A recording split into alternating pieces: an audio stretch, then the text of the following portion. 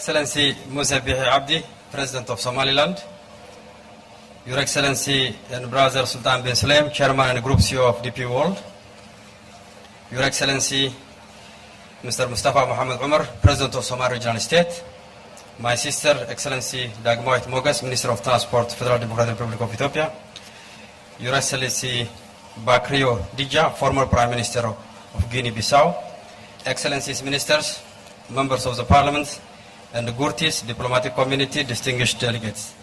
Mr. President and ladies and gentlemen, at the very outset, I'm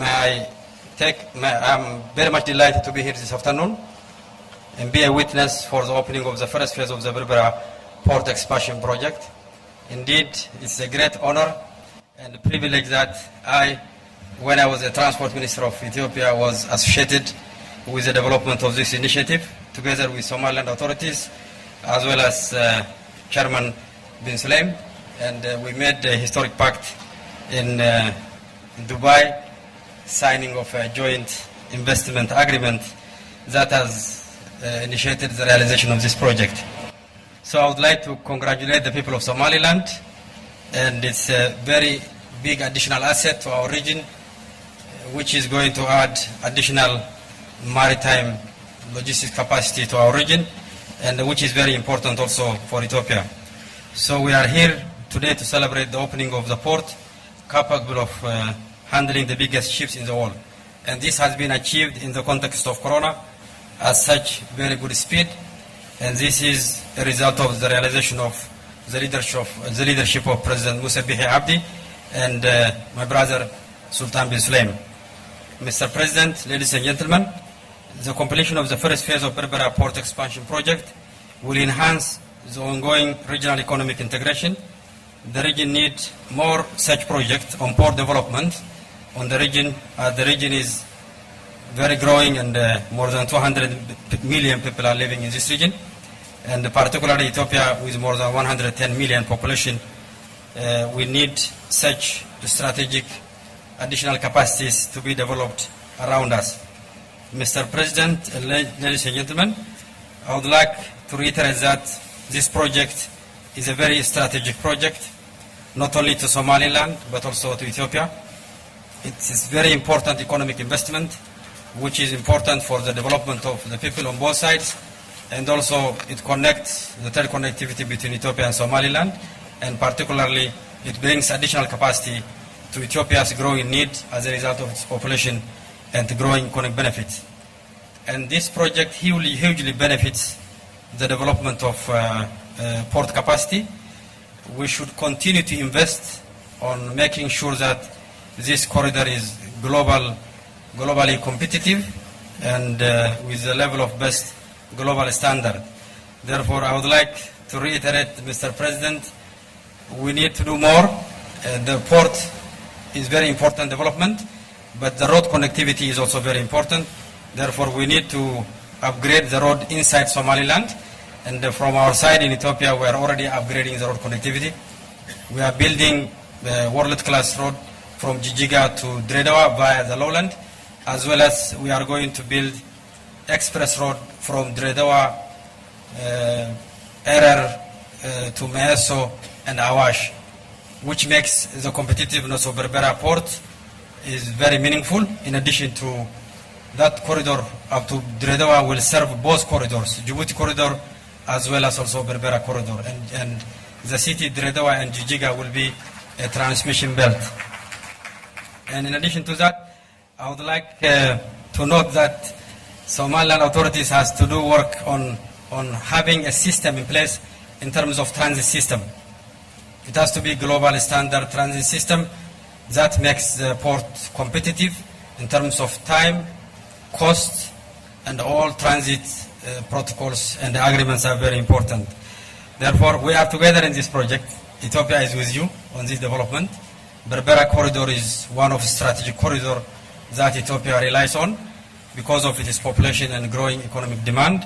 Therefore, we will take further steps of additional infrastructure investment in this port. We are also working with DP World in terms of inland container terminals, both at Jijiga, Samara, and Dredawa. And all that is going to be partly linked to this Berbera corridor in addition to consolidating the Djibouti corridor.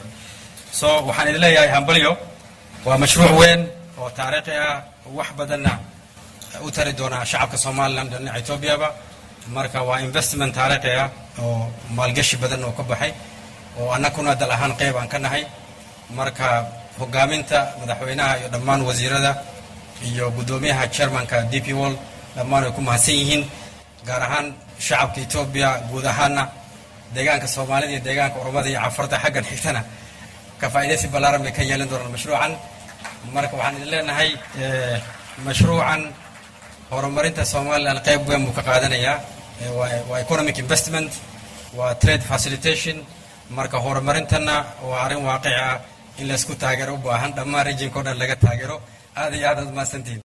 Good afternoon everyone and I would like to say congratulations first. Congratulations.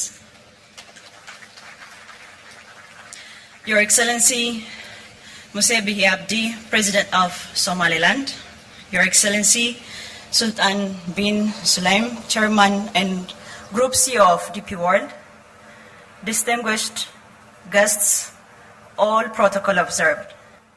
My country, Ethiopia, has started implementing its 10-year perspective plan, aiming to join the track that takes us to prosperity. The Transport Ministry has also formulated and started implementation of its 10-year perspective plan. Among the 4 thematic pillars of the plan, improving the logistics service efficiency is one of which we aim to improve the country's global logistics performance index rate from its current 126 to that of 40s and increase the total volume of our import from its current nearly 17 million metric ton to that of 30 million metric tons per annum. To realize these targets, port diversification is expected to play a leading role. Today's opening of new container terminal at the port of Berbera is a significant milestone to Ethiopia and for the people in the Horn of Africa. We are honored to be invited to join you to celebrate this important occasion. We are greatly looking forward to the contribution of Berbera to the region. Our country, under the leadership of His Excellency Prime Minister Dr. Abiy Ahmed, the homegrown economic reform of Ethiopia greatly focuses upon increasing regional trade and developing the infrastructure required to allow us to export competitively to the world. As Ethiopia grows, there is an urgent need for us to develop additional transport corridors and to cope up with the growth. The opening of Berbera is an important addition to the infrastructure available to Ethiopia, but still we need more such ports to develop in the region. Once again, I would like to say congratulations to Your Excellency President and Chairman of DP World. Thank you very much. مدن موسى بيحي عبدي مدحوينها سوماليلاند مدن أحمد شدة وزير المالية جمهورية فدرالكا إثيوبيا مرو داماوي موغس وزير الجديد دولة الإمارات الفدرالية إثيوبيا مدن سلطان أحمد ماريها جوت يا شركة دي بي وورلد مدن آدم حاج علي قدوميها محكمة الصرية سوماليلاند حبناها وزير هذا قدومياشة حزبية حبناها برلمانك يجورتيدا يدمان بتشرف ككله يكسوق بشيء مناسبة مركب قاري سواء شعلها يدمانتين إن عن سلامه ونهم بليو إن دمانتين قريب كنا تاريخ ذن قرح بدن ما أنت قرب ميسا أسوأ كوري شعب كي دولة سوماليلاند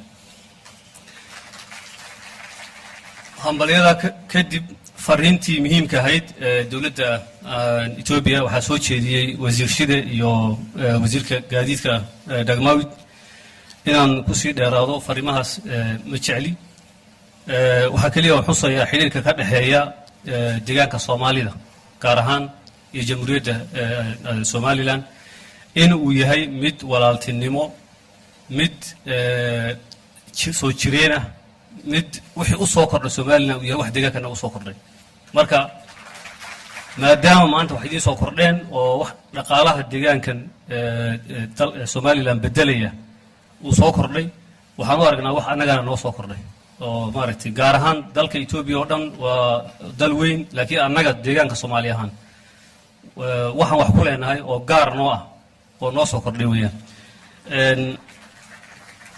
shacabka deegaanka Soomaalida anigu aan hadda afkooda ku hadlayo waxay aad u jecel yihiin wanaagga shacabka ku nool deegaanka ku nool Somaliland inaan aragno idinku ka soo qabtay dhibaatooyinkii hore idin soo gaadhay inaan aragno idinku oo waxyaalo badan oo Soomaalida jinsi ahaan lagu dhibaateeyo ama lagu faquuqo oo ay ka mid yihiin colaadaha iyo dagaalka iyo dawlad la'aanta iyo wax oo dhan inaad ka duwan tihiin oo aad muujisaan Soomaalidu inay yihiin dad xadaarad leh ismaamuli kara dimuqraadiya runtii arrin aad iyo aad qalbiganaga mar walba farxad u gelisay tahay inaan fagaaraha idinka sheego ayaan jecelahay